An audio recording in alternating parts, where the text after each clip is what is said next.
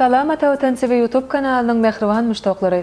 Hormatly tamaşaçylarymyz, Ata Vatan TV'de saylanan habarlar gepleşigimizden täze sanyna siziň ähliňizi hoş gördük. Habarymyzyň 2020-nji ýylyň 1-nji dekabrynda sanyna Iranyň energetika ministriniň Aşgabatda sapary. Türkmenistan Merkezi Aziya maýy goýum forumuna gatnaşýar. Avtomobil ýygyndary möçürleri ütkedi. Katar 2022, mesela Argentina 1-8 finala çykdy ýaly habarlar getirýäris. Gelin indi bolsa habarlarymyza giňişleýin seredip geçelim. Iranyň energetika ministriniň Aşgabatda sapary. Türkmenistanyň prezidenti Serdar Berdimuhammedow Iranyň energetika ministri Ali Akbar Mehrabiýany kabul etdi. Iranyň energetika ministrliginiň resmi saytynda hem belenip geçilýär. Aşgabatdaky gepleşiklerde iki ýurduň arasyndaky energetika hyzmatdaşlygy aralyp maslahatlaşyldy. Energetika ministri Ali Akbar Mehrabiýan habarçylara beren beýanatyna Türkmenistan bilen möhüm alalaşyklary baglaşmagy meýilleşdirýänliklerini belirdi. Aşgabatdaky gepleşiklerde iki ýurduň arasynda elektrik energiýasynyň iýerilmegi, Türkmenistanyň elektrik energiýasynyň üsaşyr iýerilmegi, Hayrurut we Etrek derýalarynyň çuňlaşdyrylmagy, Iran, Türkmenistan, Awganistan arasynda üç taraplaryň alalaşygy taýýarlamak babatda pikir alşmalar boldy. Türkmenistanyň daşary siýasat idarasynyň binasynda Türkmenistanyň daşary işler ministri Raşid Meretow, Iran Islam Respublikasynyň energetika ministri Ali Akbar Mehrabiýanyň ýolaşlygyndaky Iran wekiliýeti bilen duşu geçirildi. Iqtisada hyzmatdaşy goýunça Türkmen-Iran hökümetleri toparynyň işine aýratyn ünserli. Bu gurda elektr energetika pudugyna hyzmatdaşygy ösdürmeň ýollary, neft gaz ulgamynyň eler tutulýan ugurlaryny, suw we ekologiýa ugurlaryny, şoltana suw ugurlarynyň bilelikde rejel peýdalanmak meseleleri aralyp maslahatlaşyldy.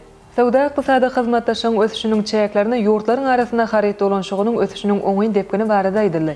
Şunuň bilen baglykda bar bolan uly mümkinçilikleri geljekde durmuşa geçirmek maksady bilen taraplar özara haryt dolanşygynyň möçürini artdyrmak üçin itergi bermek wajypdygyny belediler. Türkmenistan Merkezi Aziya maýy goýum forumuna gatnaşýar. Yaponiýanyň paýtagty Tokyo şäherinde Merkezi Aziýanyň maýy goýum forumy öz işine başlady. Bu foruma Sowet ýurtlarynyň hökümet wekilleri bilen bir hatarda hususy pudugyň wekilleri gatnaşýar. Durnuky ösüş üçin ara baglanşyk gurmak şygary bilen geçirilýän forum Ýewropanyň Täzelenş we Ösüş banky, Yaponiýanyň hökümeti, halkara hyzmatdaşlyk goýunça Yapon banky, hyzmatdaşlyk goýunça Yapon halkara agentligi bilelikde gurnaýar.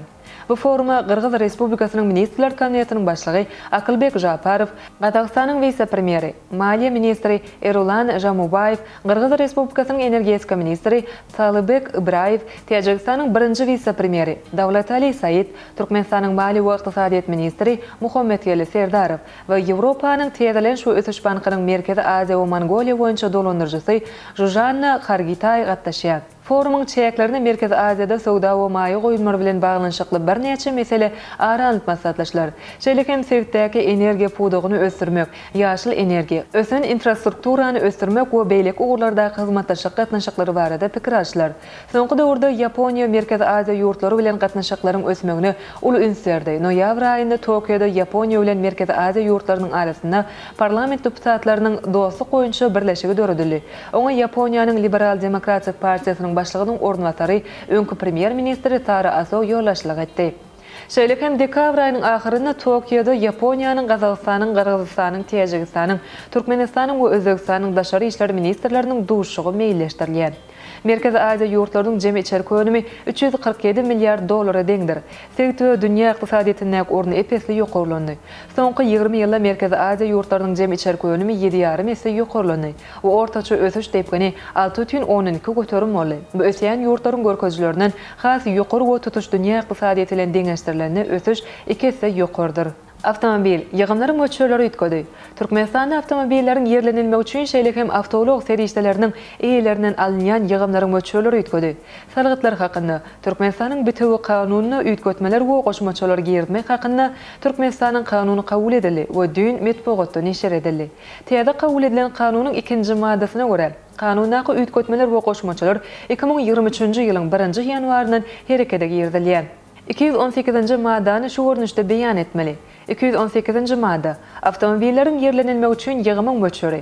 Avtomobilleriň ýerlenilmegi üçin ýygymyň möçüri Türkmenistanyň kanunçylygynda salgytlary we ýygymlary hasaplamak üçin belinilen binýatlyk mukdaryň ulylygynyň aşagdaky möçürlerini belenilýär. Ýeňil avtomobiller üçin hereketlendirjisiniň iş gowrumy 2000 kub santimetre çelni, 10 esesi hereketlendirjisiniň iş gowrumy 2000 kub santimetrden ýokary we 3500 kub santimetre çenli. 20 hissesi hereketlendirjisiniň iş gowrumy 3500 kub santimetrden ýokary. 40 hissesi öndürilen ýyly we hereketlendirjisiniň iş gowrumy hasaba alınmanda 10 ýyl dolanýar. 10 hissesi awtobuslar üçin 10-15 orunluk, 10 hissesi 16-25 orunluk, 20 hissesi 25 orunlukdan ýokary, 30 hissesi yük avtomobilleri üçin yük götürjüligi 5 tonna çelli, 10 hissesi yük götürjüligi 5 tonnadan ýokary we 10 tonna çelli, 20 hissesi yük götürjüligi 10 tonnadan ýokary 40 hissesi. Bu görkeziji öň yük avtomobilleri üçin 8 hisse ululukda, awtobuslar üçin 5 hisse ululukda, yeňil avtomobiller üçin 6 hisse ululukda. 223-nji maddany şu görnüşde beýan etmeli. 223-nji madda awtolog serişdeleriniň eýelerinden alınýan ýygymyň möçörleri. Awtolog serişdeleriniň eýelerinden alınýan ýygymyň möçöri Türkmenistanyň kanunçylygyna salgytlary we ýygymlary hasaplamak üçin bellenlen binýatlyk mukdaryň ululugynyň aşagdaky möçörlerini belenilýär. Motologlar üçin 2 hissesi, yeňil awtomobiller üçin hereketlendirjisiniň iş gowrumy 2000 kub santimetre çenli, 4 hissesi hereketlendirjisiniň iş gowrumy 2000 kub santimetrden ýokary we 3500 kub santimetre çenli, 6 hissesi hereketlendirjisiniň iş gowrumy 3500 kub santimetrden ýokary, 10 hissesi öndürilen ýyly we hereketlendirjisiniň iş gowrumy hasaba alınmanda 10 ýyl dolanýar. 4 hissesi awtobuslar üçin 10-15 orunluk, 4 hissesi 16-25 orunluk, 6 hissesi 25 orunlukdan ýokary, 10 hissesi yük awtomobilleri üçin yük götürjüligi 5 tonna çenli, 10 hissesi yük götürjüligi 5 tonnadan ýokary we 10 tonna çenli, 20 hissesi yük götürjüligi 10 tonnadan ýokary, 30 hissesi. Bu görkeziji öň motologlar üçin 1 hisse ululukda, awtobuslar üçin 3 hisse ululukda, yeňil awtomobiller üçin 2 hisse ululukda, yük awtomobilleri üçin 6 hisse ululukda. Katar 2022 Messi Argentina 1-8 finala çykdy. Katarda geçirilýän futbol boýunça dünýä çempionatyny ÇVD toparçylaryna doşluklar tamamlandy. Saudy Arabistanyň ýeňilip dünýä metbugatyna ul orun alan Lionel Messi Argentina 1-8 finala çykmagy başardy. Elki bilen Meksikany 2-0 hasabyna ýeňen Argentina Polşany hem 2-0 hasabyna ýeňdi. Doşlukda Lionel Messi 11 metrlik jerime urgusyndan peýdalanyp bilmedi. Ýöne Argentinadan McAllister we Alvarez'in gollary ýygynlygyny 1-8 finala çykmaga ýardam etdi. Polşa 2-0 hasabyna utulandygyna garamazdan indiki tapgyra çykmagy başardy. Sebäbi bu toparçanyň beýleki doşlugyna Meksika Saudy Arabistany 2-1 hasabyna utdy. Şeýlelikde Argentina 6 tok, Polşa 4 tok, Meksika 4 tok, Saudy Arabistan 3 tok gazandy. Argentina bilen Polşa 1-8 finala çykdy. D toparçysynda bolsa indiki tapgyra çykma hukugyna ozal eýe bolan Fransiýa Tunisdan 1-0 hasabyna ýeňildi. Australiýa bolsa Daniýany 1-0 hasabyna utup 1-8 finala çykdy. 1-8 finalda Argentina bilen Australiýa, Fransiýa bilen Polşa duşur. Ine mehriban müştoklar Ata Watan TV'de saylanan habarlar gepleşigimizin şu günkü sananyna size ýetirmek isleýän habarlarymyz şolardan ibaret. Hormatly tamaşaçylarymyz, şeýle hem Türkmenistanyň Azerbaýjan Newtgaz podogyna hyzmatdaşygymy sagtlaşdy. Türkmen Azerbaýjan iş öýüler geňeşini döretmek meýilleşdirilýär. Saudy Arabistany dünýä çempionatyny gurnamakçy.